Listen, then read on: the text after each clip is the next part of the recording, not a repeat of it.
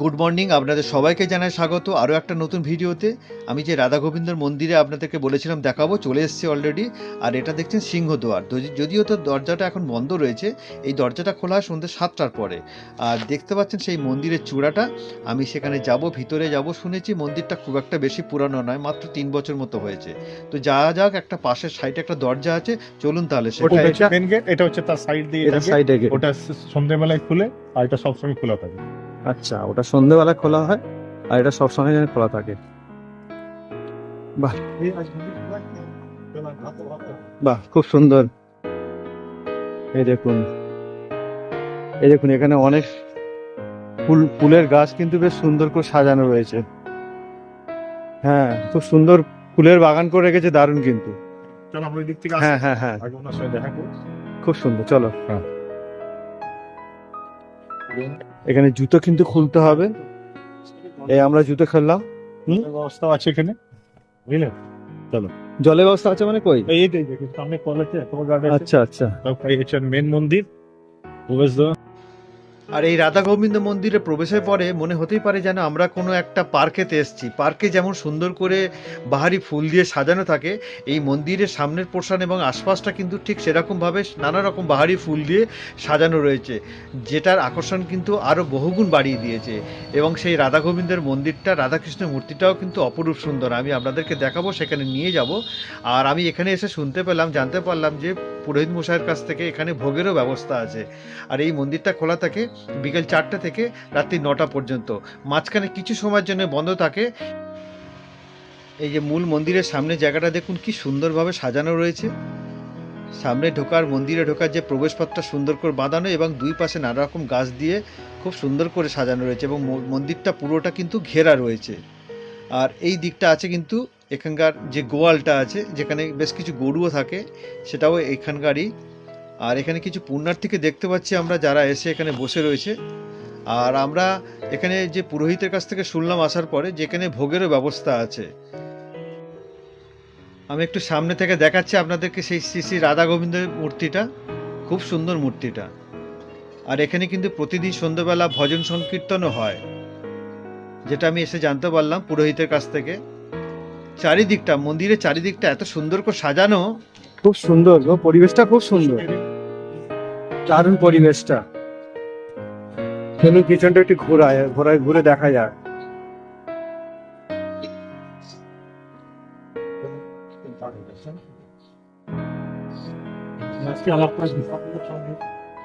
এটা কতদিন হয়েছে? 3 বছর?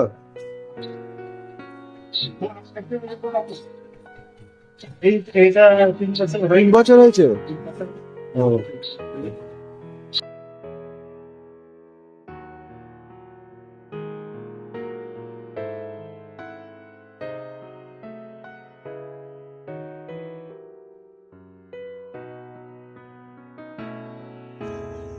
এই মন্দিরটাতে আপনারা যারা ভালোবাসবেন ঠাকুর দেবতাকে, তারাই কিন্তু আসবেন। কারণ এই জায়গাটাতে এলে আপনাদের মনের মধ্যে কিন্তু একটা অন্যরকম ফিলিংস হবে, যেটা কিনা কোনো তীর্থস্থানে, মানে আমি বলতে চাইছি যে কোনো ঠাকুর দেবতার মন্দিরে গেলে আমরা যেটা মন প্রাণ দিয়ে স্মরণ করি বা মনের জায়গাতে বসিয়ে রাখি, তো এই মন্দিরটা হচ্ছে সেরকমই একটা মন্দির, যেখানে এলে কিন্তু আপনার মনটা একটা কোথায় যেন চলে যাবে, যে ঠাকুর দেবতার মধ্যে। আর এখন দেখতে পাচ্ছেন মন্দিরের যিনি প্রধান পুরোহিত, তিনি কিন্তু সন্ধ্যারতি এবং পূজার জন্য কিন্তু প্রস্তুতি নিচ্ছেন। আমি ওনার সাথে একটু কথা বলার চেষ্টা করব, ওনার মুখ থেকে 2-4 কথা শুনবো। এখানে কটায় খোলা হয় মন্দিরটা? এটা ওই মোটামুটি 4টে। 4টে খোলা থাকে কটা পর্যন্ত? খোলা থাকে 9টা। 9টা, 4টে থেকে 9টা। এটা বন্ধ থাকে নাকি কোনোদিন? এই মন্দিরটা বন্ধ থাকে কোনোদিন এরকম কোনো? রোজ খোলা হয়, নিত্য সেবা। এখানে সন্ধ্যাবেলা হয় আমাদের, মানে ভজন কীর্তন হয়। দেখে মনে হচ্ছে তো এখানে ভজন কীর্তন মানে পরিবেশ তো এখানে খুব শান্তি পরিবেশ, একদম এত খুব সুন্দর। হ্যাঁ, তবে এই দিকটা গার্ডেন আছে, এদিকে দোয়াল আছে, বোর্ড আছে। চলো এদিকটা। পুরোহিত মশাইয়ের সাথে আমি কথা বলে জানতে পারলাম যে এই মন্দিরের দরজাটা খোলা হয় বিকেল 4টের সময়, আর মন্দিরের দরজা বন্ধ হয় রাত 9টাতে।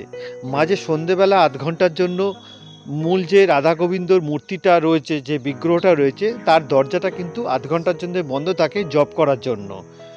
তো আমি এবারে যাব সেই বাগানটা, গার্ডেনটা, যে গার্ডেনটাতে সুন্দর বাহারি ফুল এবং গাছগাছালি দিয়ে সাজানো রয়েছে, সেই সাথে দেখাবো গোয়ালটা। আর দেখতে পাচ্ছেন এই উপর থেকে মন্দির প্রাঙ্গণটা অসাধারণ লাগছে, কিন্তু ভ্যারাইটিস মরশুমি ফুল গাছ এবং নানা রকম বাহারি গাছ দিয়ে মন্দির প্রাঙ্গণটা খুব সুন্দর সাজানো রয়েছে। আর এই বাঁদিকে যেটা দেখছেন এটা কিন্তু এই সামনে এটা প্রসাদ কক্ষ। চলুন যাওয়া যাক, সেখানটা একটু দেখা যাক সেখানে রান্নার ব্যবস্থা আছে। কোন দিকে রান্নার ব্যবস্থা। চলো যাই। এখানে গোয়ালের ইয়ে আছে, গরু আছে, গরু রান্না আছে পাশেই।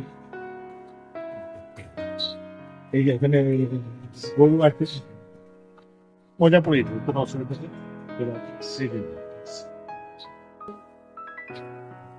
এই যে এটা হচ্ছে কিচেনের ইয়ে, গরু আছে, ও এটা এখানে গরু।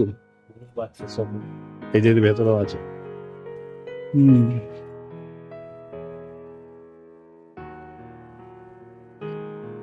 এখানে অনুষ্ঠান আছে, এই পরিক্রমার কাছে ডিটেলসটা ব্যাপারে জেনে নেব যদি কেউ এসে বাচ্চারা থাকতে পারে। আচ্ছা, এটা হচ্ছে গার্ডেন রয়েছে এখানে, কিন্তু বাচ্চাদের কিছু রাইডিং আছে, বাচ্চাদের কিছু ঘোরা টোরা বা এ করার মতো।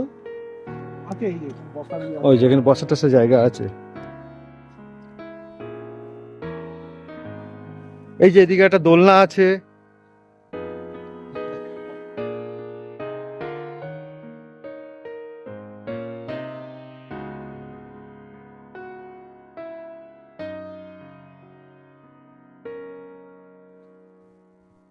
এই যেখানে বসার জায়গা আছে।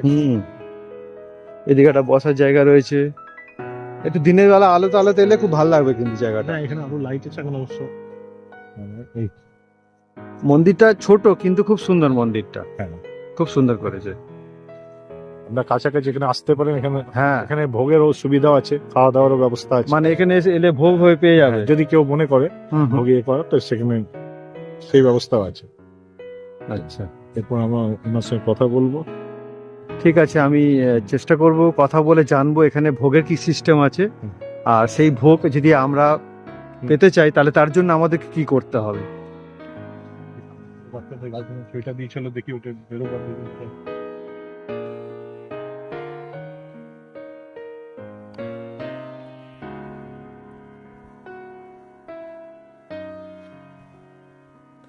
অথবা একটা সাইড ভালো। যেহেতু সন্ধ্যে 6টা বেজে গেছে, তাই অন্ধকারও প্রায় হয়ে গেছে। দেখতে পাচ্ছেন বাগানটা কিন্তু অনেকটাই অন্ধকার অন্ধকার লাগছে। আবার আমরা মন্দিরের দিকে যাচ্ছি, দেখি সেখানে গিয়ে যদি কিছু বলে জানা যায় এই মন্দিরে ভোগের ব্যাপারটা নিয়ে। তো দেখা যাক, সেখানে যাই আগে।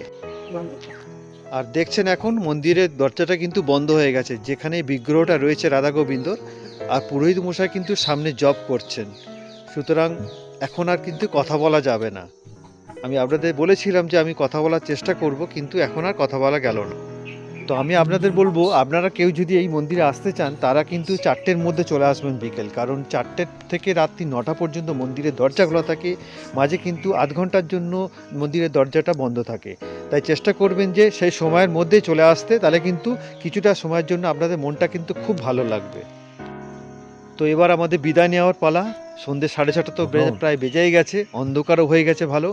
তো আমি আপনাদেরকে বলবো, আপনারা যদি সাথে বাচ্চাদেরকে নিয়ে আসেন তাহলে কিন্তু বেশ কিছুটা সময় তারা নিজেদের মতো করে আনন্দ করে কাটাতে পারবে, কারণ তাদের জন্য এখানে কিছু দোলনা টোলনা রয়েছে। আর আপনাদেরও কিন্তু মনটা খুব ভালো লাগবে। বন্ধুরা, আমরা এখন রাধা মাতা মন্দির থেকে আপনাদের সাথে শেয়ার করছি।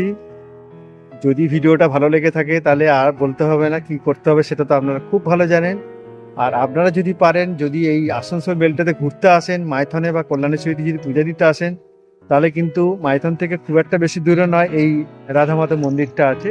এই মন্দিরটা বৃন্দাবনী যে আমরা ড্যামে গেলাম, সেই ড্যামে যাওয়ার রাস্তায় পড়বে। এনটিপিসি যে এখানে একটা পাওয়ার গ্রিড যে আছে, পাওয়ার গ্রিড আছে, ওর তার মাঝামাঝিতে আছে আর কি এই মন্দির। ওখানে একটি লোগো দিয়ে আছে রাধা গোবিন্দ করে, অ্যারো করে।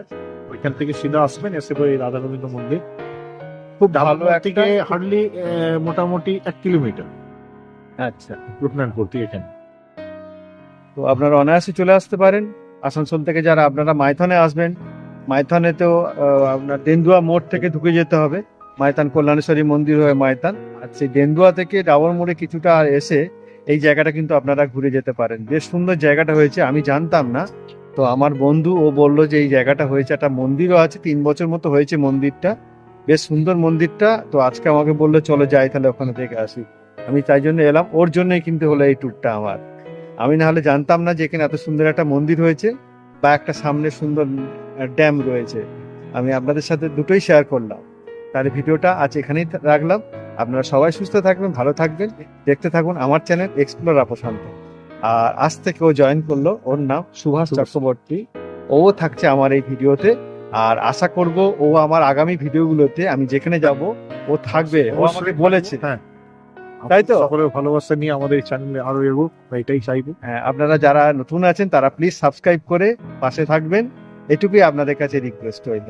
তাহলে আজকে এই পর্যন্ত। হ্যাঁ, আগামী পর্বে একটি নতুন জায়গা আবার আপনাদের আমরা দেখাবো। এই লোকালের মধ্যেই আমরা এখন আপনাদের অনেক জায়গায় দেখাবো। যেখানে যাব সেখানকার ভিডিও আমি আপনাদের সাথে তুলে ধরার চেষ্টা করব, এটাতেই ঠিক কথা। আর আমরা চেষ্টা করবো এখন লোকালে যে জায়গাগুলো, স্পটগুলো আমাদের ঘোরা হয়নি, আমরা ঘুরবো, সেই সাথে আপনাদেরকেও ঘোরাবো। তাহলে ঠিক আছে, এখন এই পর্যন্ত। দেখা হচ্ছে আবার খুব শিগগিরই নতুন একটা জায়গাতে, নতুন একটা ভিডিওতে।